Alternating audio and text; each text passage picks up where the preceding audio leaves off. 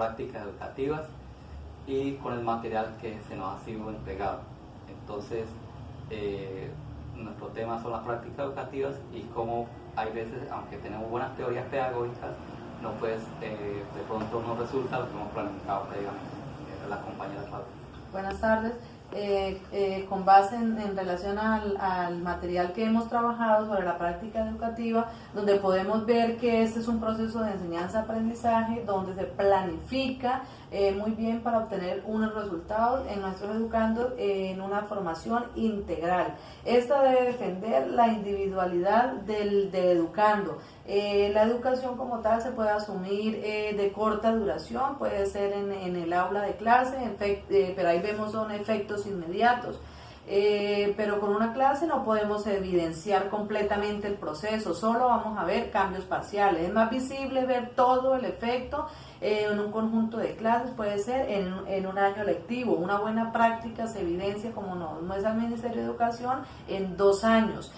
Pero esto no está restringido que tiene que ser en un tiempo determinado, ¿no? Sino ahí vemos el proceso del educando de acuerdo a en la medida que él va aprendiendo, eso va teniendo unos procesos, una secuencia. Entonces él no necesita un tiempo determinado que tiene que aprenderse este tema o esta actividad en cierto tiempo, sino eso va a ser un proceso permanente y continuo.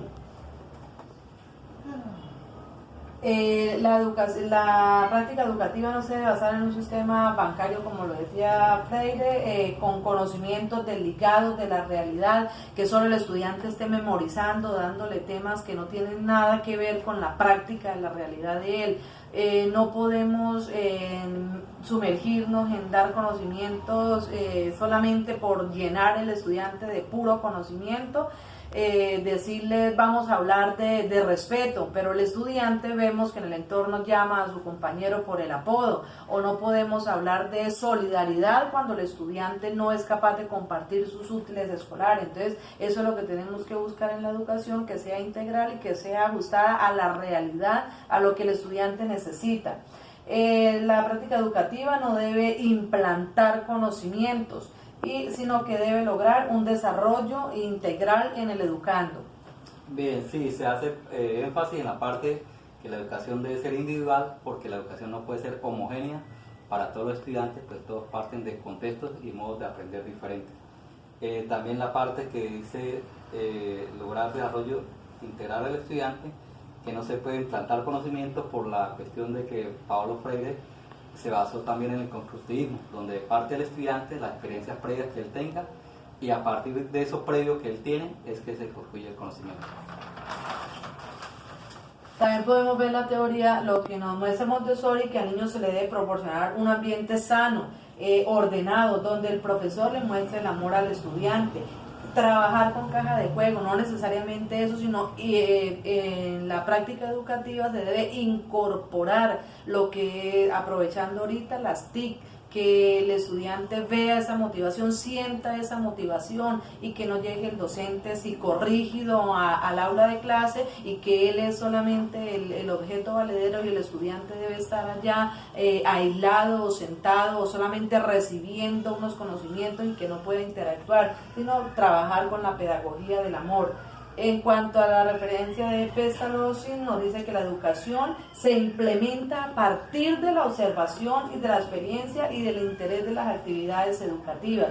Por eso es importante el desarrollo del niño, actividades por medio del juego, actividades manuales, educación con afectividad, que sea una clase lúdica, que sea una clase interesante y que el tema que vamos a socializar sea para la práctica del contexto educativo del estudiante, que sea interesante para él.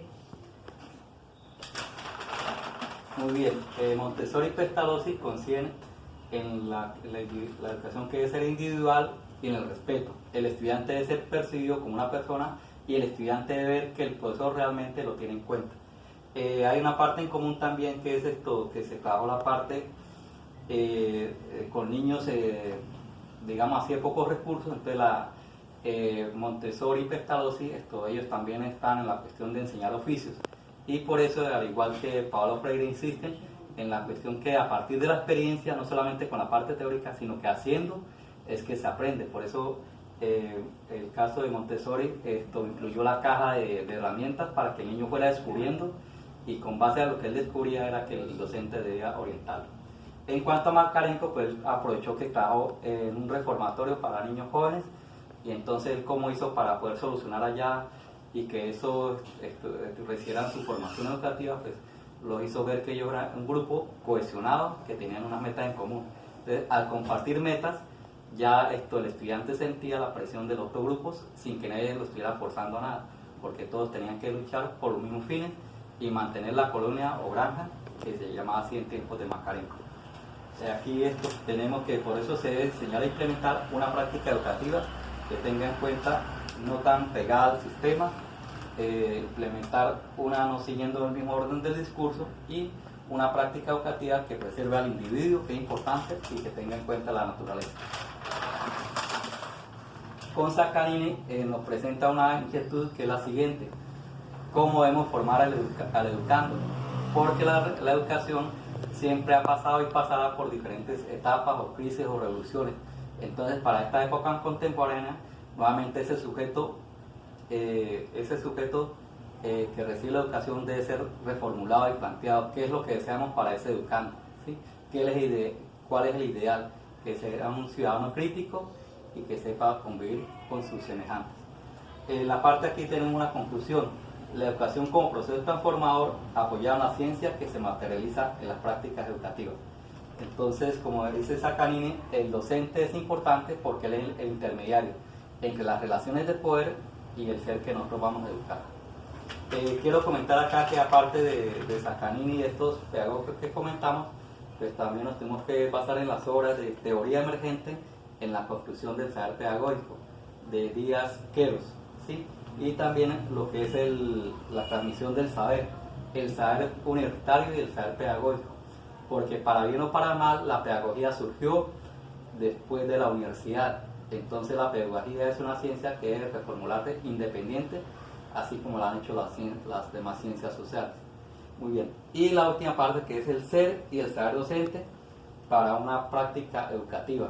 Yo creo que con este artículo de Pérez Jiménez Vázquez, y de Vázquez Belín, esto se cierra, porque es que ya con una ética educativa, dicen los autores que con una ética educativa sólida, es que el proceso educativo, o sea, la práctica educativa, se puede encaminar para formar el ciudadano que nosotros queremos actualmente. Eso sería todo. Muchas gracias por su atención.